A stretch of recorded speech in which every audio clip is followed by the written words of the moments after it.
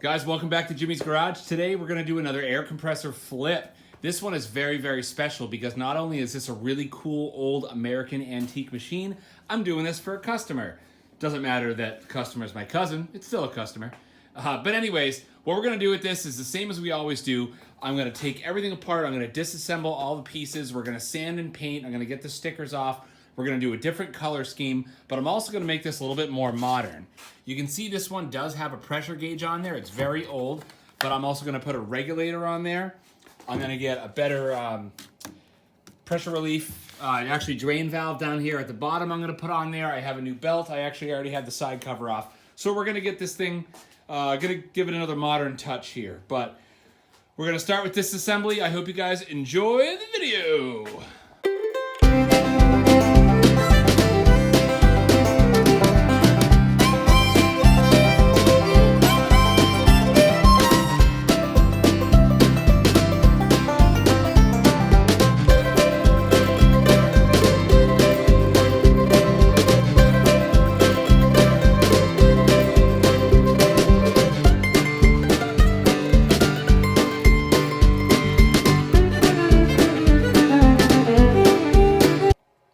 Alright, so I got everything off. As you could probably tell in that last little clip there, I had to use some MAP gas to get the drain valve out. It was just stuck in there. It's an old tank, but we got it out. So here's the rest of the stuff. I got the handlebars, and I got that flange there. I got the pump, the wheel, the motor, the two wheels right there, belt cover, and I got the pressure valve there and pressure gauge. So next step is just to clean everything up, make it look pretty, sand it down, and then do some painting.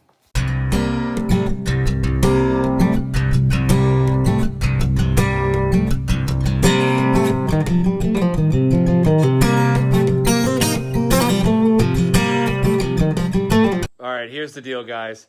I was filming basically the meat of this entire project. It was about an hour and 40 minutes worth of work of cleaning and taping and painting and reassembling and everything. And my phone tipped over and I didn't notice it because I was too focused on the work. So I'm just going to show you guys the finished product and I hope that you like it. Okay, here's the finished product. I think it came out really, really nice.